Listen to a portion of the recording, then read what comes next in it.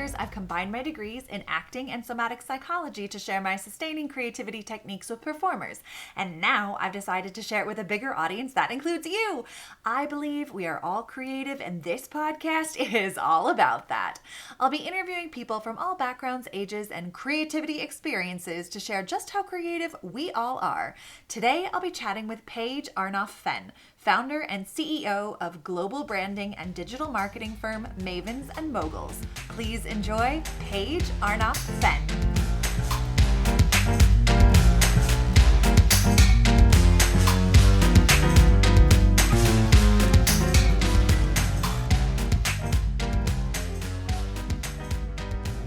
Welcome to the Sustaining Creativity Podcast. Today I'm chatting with Paige Arnof-Fenn, founder and CEO of global branding and digital marketing firm Mavens Moguls. Welcome to the podcast. Thank you, Mari. I'm so excited to talk to you today. I am thrilled to have you join me to chat about creativity, and I can only imagine how much creativity shows up in the work that you do. But before we get there, why don't you take a couple of minutes and let our listeners know a little bit more about who you are and what you do? So I grew up in New Orleans and I started my professional career on Wall Street in the 1980s. Oh boy, So that was creative in a different way. I can Uh, only imagine. Yeah. and then I went back and got an MBA, and I've been in marketing ever since. I have kind of three chapters to my marketing career. The first one was in-house doing marketing at big Fortune 500 companies like Mhm. Procter and Gamble and Coca-Cola. The second chapter, I was the head of marketing at a bunch of venture-backed startup companies, and all of them had good exits. And then right after 9/11, about 23 or so years ago, I started my own firm, hung out a shingle, and I've been doing it independently ever since. Oh my goodness. What a series of adventures. I can only imagine what it must have been like on Wall Street in the 80s and then working for those major companies. I wonder, can you lift the curtain a little bit and just what was that experience? Because those brands were outrageously worldwide brands in the Yeah, 80s. no, I mean, they iconic still are. brands. Yeah. Procter and Gamble invented the concept of brand management, and it's kind of like marketing boot camp. I was there for about 3.5 years. Okay. And I joke that I got my MBA at Harvard, but I got a PhD in marketing at Procter and Gamble because they just drill it into you. Every category they compete in, their product is number one and sometimes also number two. Wow. So, you know, and they're brands that everybody knows. They're in your house: Tide detergent, Hmm. Pantene shampoo, Charmin toilet tissue, Bounty paper towels, Crest, all Yeah. these brands that you've used forever. And they know the formula. Hmm. So it really is like being at marketing boot camp. They teach you how to do the packaging, the promotion, the pricing, Wow. competitive analysis, how to write a memo. Hmm. So, it's very structured, it's very hierarchical, but Hmm. it's a great place to really learn the basics very well. And Yeah. Coca-Cola is another, just, probably the most recognized brand in the world. Hmm. And it's been around for over 100 years. And when you work for brands at P&G and Coke, you have these multi-million dollar budgets. Yeah. These are brands that sponsor the Olympics and the Oscars, and like, you have the luxury of everyone knowing about you and being able to sponsor major events, advertise Hmm. on the Super Bowl. So, Mm. it's a luxury to work on a brand like that. Really smart people, Yeah. great names, great reputations, big budgets. But when I kind of left that chapter behind and moved to the startup world in the mid to late 90s, Hmm. it was a completely different world. No one had ever heard of the brands. You know, Yeah. Instead of having huge budgets, you had very limited budgets. You had to be very scrappy, very Yeah. resourceful. I got very good at guerrilla marketing, figuring out how to do things completely on the cheap. Hmm. Um, but I had a ball. It was a lot of fun, and you never had enough people or enough time or enough money to do anything you wanted to do. But you learned a lot. You kind of fastened your seatbelt, and every day you tried to move the needle. And Yeah. because you had to be so creative, um, with online marketing, you can measure everything, you Right. know, and you don't have the luxury, at P&G and Coke, when you do market research, it's actually statistically significant. You can talk to thousands of people, you can take 6, 9 months to do it. Mm-hmm. When you work for an internet startup, you're using SurveyMonkey and Zoomerang. You're going out at lunch hour and you're intercepting people on the street, and you're asking them questions, and then you go back to your desk in the afternoon and you make changes. You throw it up on your website and you come back the next morning and you see, did they click on it? Did it get any traction? Did it sell anything? And if not, you do it all over again tomorrow. You don't have 6 months to check it out. And 6 months on an internet company is like a lifetime. If you waited that long, the business might not even be around anymore. It might be a completely different business. And then Absolutely. when you start your own company, it's completely different. You've learned a lot, but now it's your brand. The buck stops with you, Mm-hmm. and you don't answer to anybody. So if you don't like what's happening, it's up to you to change it. Mm-hmm. And so creativity has meant different things to me at different points in time. Yeah. I feel like, you know, especially with my career in marketing, it's been a great balance of left brain and right brain. I get Mm-hmm. to be both, analyze the data, make decisions, but you can be incredibly creative every day, and that's what makes it exciting and fun, and kind of testing your mettle. Absolutely.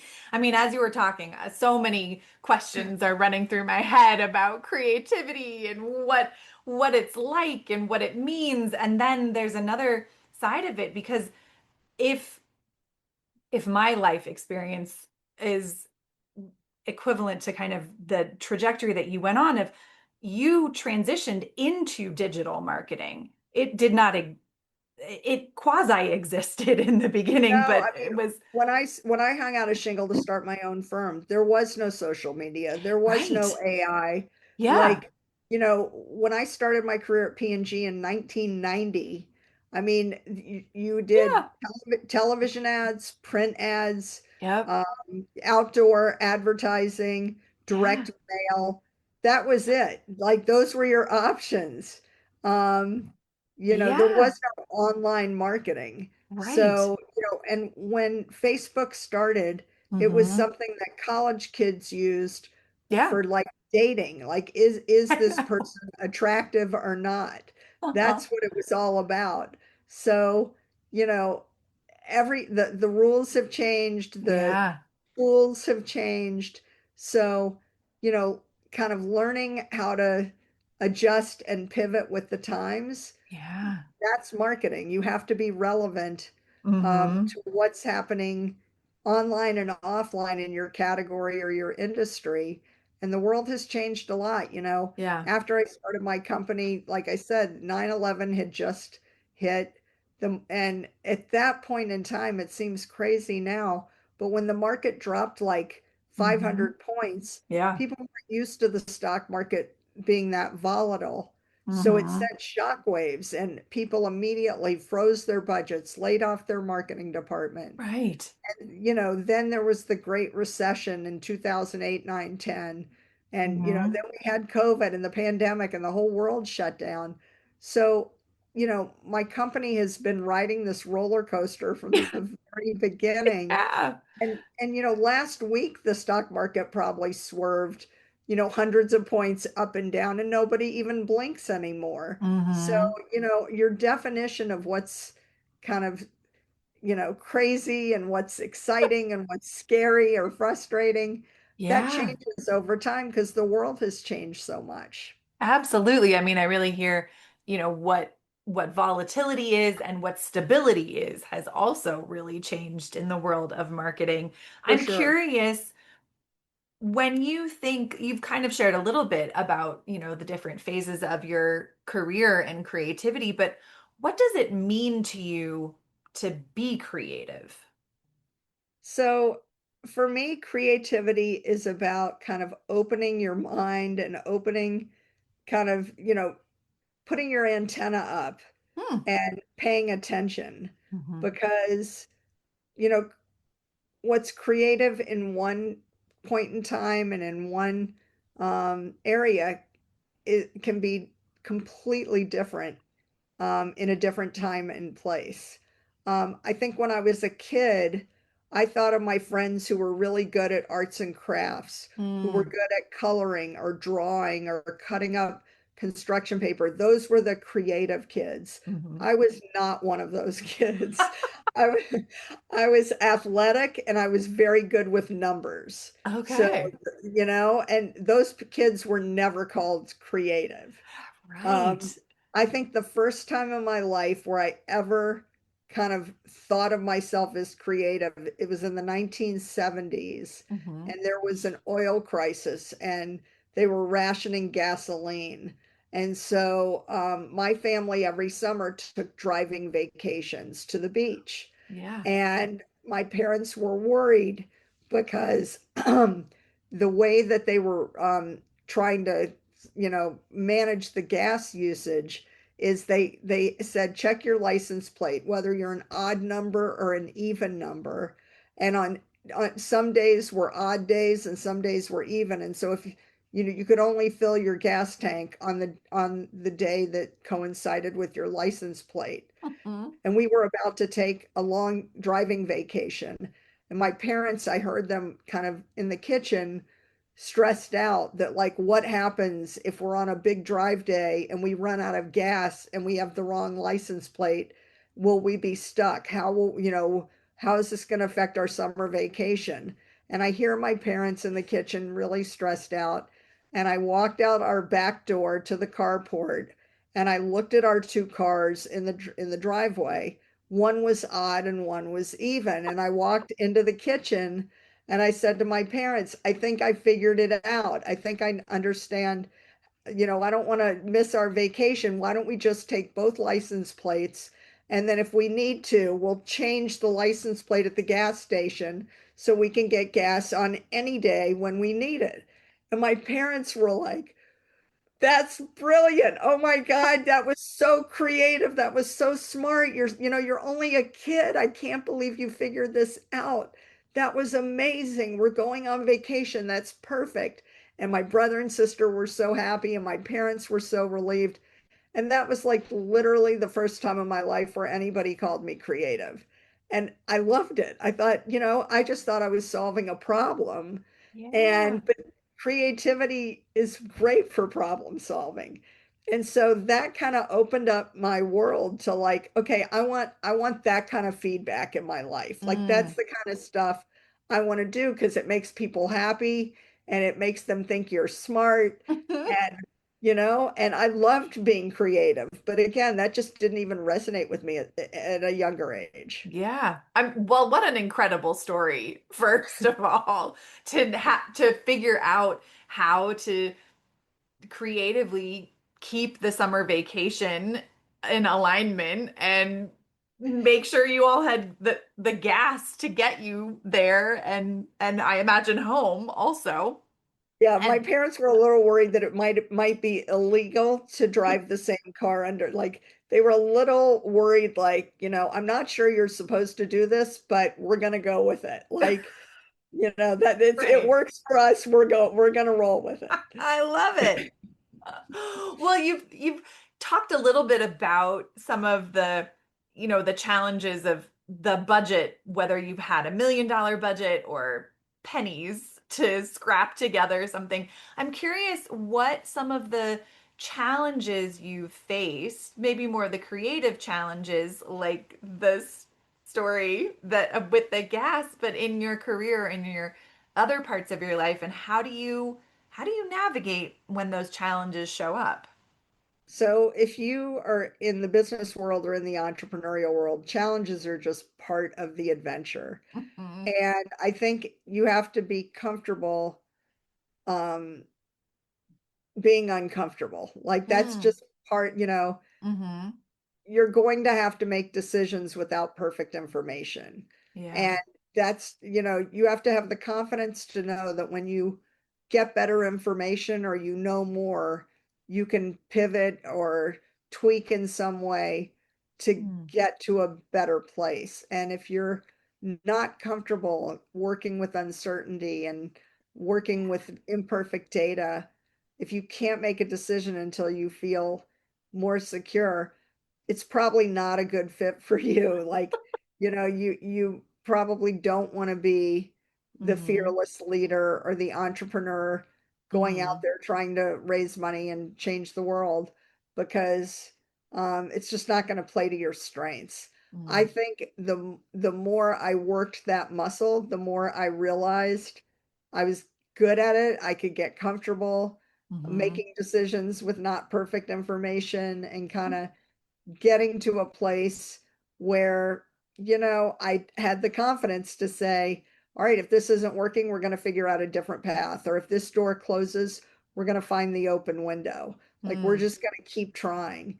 And I think a lot of entrepreneurs, especially the successful ones that I've encountered in my career, I think they are creative, they are scrappy and resourceful, and they don't let lack of budget or a short timeline or limited resources in any way. I don't think they don't let it stop them. They use it as just another challenge. And, Mm-hmm. I think in some ways, when you have less money in the budget, it forces you to be more creative. And, when you work for a big brand with millions of dollars of budget, you can afford to be kind of lazy. You can try Mm-hmm. stuff on network television or Mm-hmm. print or radio.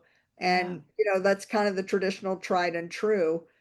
But the great thing about online marketing, digital marketing, a lot of these things don't cost very much. And you Mm. can try a lot. And with artificial intelligence, you can have it run all kinds of scenarios and test lots of different Mm-hmm. angles and headlines and just go with it. And if it doesn't work, try something else, come back tomorrow with, a renewed sense of interest and passion and go for it again. And if you've got that spirit in you, if you've got that energy, if it energizes you and excites you, you're Mm. gonna figure it out. And Mm-hmm. for the three startups that I worked for as the head of marketing, they all had really good exits. They all made money and they Mm. all solved real problems. And I realized I had a lot more fun in that environment Mm. than a more traditional hierarchical place where Mm-hmm. you stay in a job for a long time until you get promoted. Your job description is very limited and structured. When Yeah. you work for a startup, you might wear three different hats on the same day. I mean, Right. it's like every day is an adventure, and you just learn to love that environment and feel Mm-hmm. comfortable and try and learn and grow. I mean, I Mm-hmm. guess ultimately, I don't really believe in failure. I think you either learn something or, Mm-hmm. you're successful or you learn. You never really fail. You Yeah. you only fail if you make the same mistakes over and over. And as long as you're making higher quality mistakes, you're doing great. I like that distinction, higher quality mistakes. That is a great phrase. I want to circle back to the uncertainty and that how did you personally become comfortable with the unknown and the uncertain? I mean, again, I think it's a muscle that you train over time. My dad and both my grandfathers were successful business people. And Mm-hmm. so when you were sitting around the table with family and, people talk about what they do and how was your day? And, I heard a lot of stories growing up of, we tried this or we did this and it Mm-hmm. worked or it didn't work or, we Yeah. weren't sure which direction to go. So we did this and then that didn't do anything and we did this other thing. So I think part of it is like osmosis, like it's in my DNA. Sure. And I feel like I never expected things to be easy or perfect because I could just hear stories of my grandparents and my parents when, they had great intentions and great Mm-hmm. ideas, but it just didn't work for whatever reason. And they learned from it and they Yeah. tried something else and then that didn't work. And then on the third time, it worked great and that changed everything. And so for me, when you're doing stuff you enjoy and you're learning a lot, you're in the trenches with people that you like kind of being shoulder to shoulder with, and you're really learning from, you're having fun together, even if it's really hard. Working on Wall Street in the 80s was very hard work and it Mm-hmm. lots of hours and it was exhausting. And um, every day was definitely not fun, but I made some really good friends Mm-hmm. and we did a lot of great work together. And so you see the trade-offs. You Mm-hmm. see, um, sometimes things work great and sometimes they don't work great. But if you're learning a lot, if you're doing stuff you enjoy and you see there's a benefit for a particular audience, Mm-hmm. um, you know, and you feel good about that, that's okay. Like that was enough for me. And Mm-hmm. I think also maybe your definition of success changes as you age. Yeah. And so I think, when I was young, being successful was like having a big title, making a lot of money, having a big office, driving a nice car. And then once you start kind of doing better and moving up the food chain, you realize like I don't need those things to be happy. Mm-hmm. That's not really my definition of success anymore. I don't care, after you make a certain amount of money, is having more money that important? After you Mm-hmm. reach a certain level of respect and title, Yeah. like that might be enough. And maybe you want to do things more creatively or more on the extracurricular front, Mm-hmm. or where you have higher impact in a particular area, in education, in hospitality, in uh, sports, whatever. Mm-hmm. So I don't know. I guess I just feel like um, not having all the data, it's kind of a challenge and it kind of makes it fun that you have to think things through, come Yeah. up with different scenarios. You can test and learn. In Mm-hmm. marketing, if you're doing a direct mail campaign, you can try different headlines, you can try different copy. Mm-hmm. Um, you can read the data, look at the Google Analytics. Did they click on it? Where did it, the people that clicked on this, what did they do? The people that clicked on this other thing, what did they do? And so it's like a puzzle. And I find that kind of interesting and challenging. And again, I like balancing my left brain and my right brain. Mm-hmm. I think one of the issues I had on Wall Street, it was so analytical. And Yeah. I didn't feel like I had enough of a true creative outlet. Mm-hmm. Uh, and that's where maybe some Wall Street people get into trouble is they get a little too creative with the numbers, and that's not the kind of creativity. That's not the creativity that works. Yeah. But but yeah, so for me, I think when things are murky or not super clear, if I can do things that add clarity and Mm-hmm. make things easier to make a decision or give Mm-hmm. people more confidence, more peace of mind, save them time, save them money, be more convenient. That's fun. That's a Yeah. puzzle I like to solve.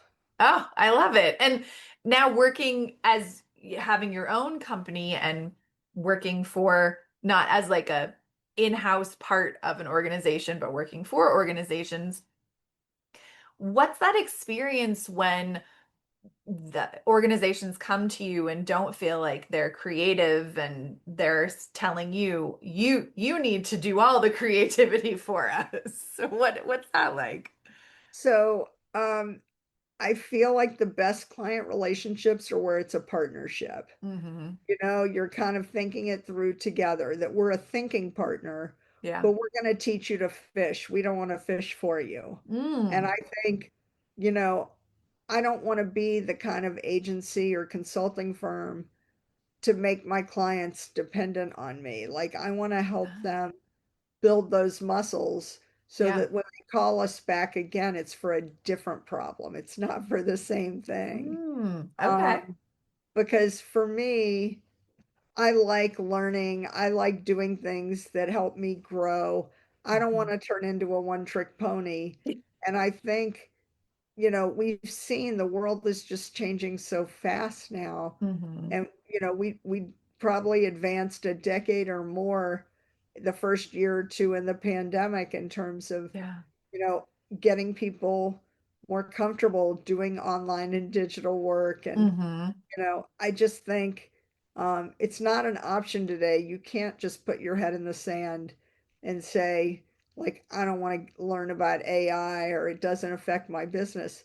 It's affecting everything and Yeah. everybody. Mhm. It's not just about a robot replacing you in your job. It's, Right. learning about the tools and technologies that can, again, save you time, save you money, help Mhm. you be better at your job, help you do things at a higher level. So Yeah. I don't know. I mean, I feel like no matter where you are on the spectrum, big company, small company, Mhm. um, B2B, B2C, technology, nonprofit.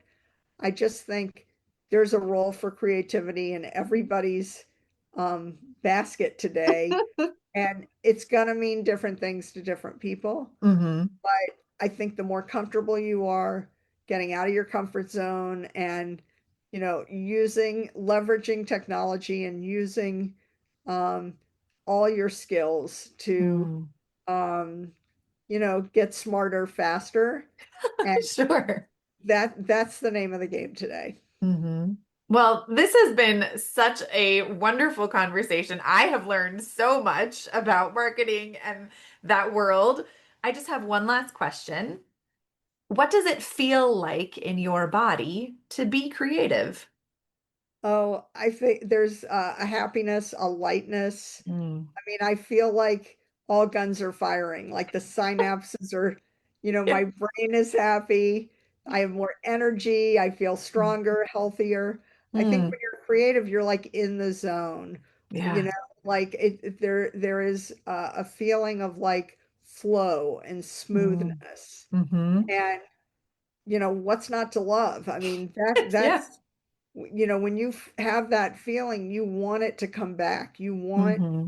to achieve that level of kind of success and happiness where, wow, this is working. Like people are smiling, people are buying more, people are Hmm. happy, people, you know, are kind of it seems kind of like it's working and almost Yeah. see the spark in people, It's and contagious it is that, contagious. yeah. And so that to me is, that's what people are trying to achieve. That's nirvana. Mhm. Oh, I love that. What a way to end today. Well, thank you, Paige, so much for taking the time to chat with me. If people want to learn more about your organization, your business, the things you do, how could they go about doing that?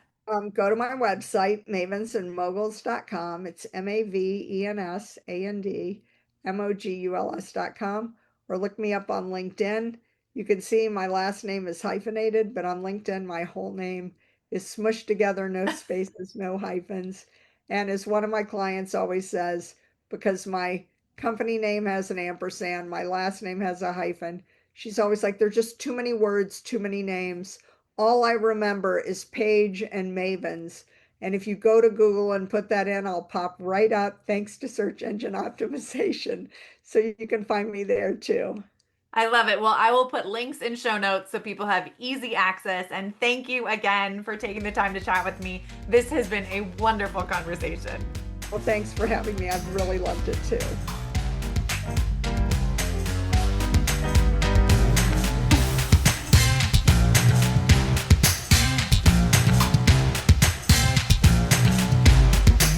Thanks for listening to the Sustaining Creativity Podcast. We'd love to keep in touch, so follow us on Facebook and Instagram. We are at Sustaining Creativity. Make sure to subscribe to the podcast wherever you listen to podcasts. Tag your friends and family so they can listen too. We love to hear from you, so leave your reviews, comments, and questions. Check out our website, sustainingcreativity.com, for upcoming offerings and creativity coaching. Tune in Tuesdays for our next episode. And remember, with creativity, anything's possible.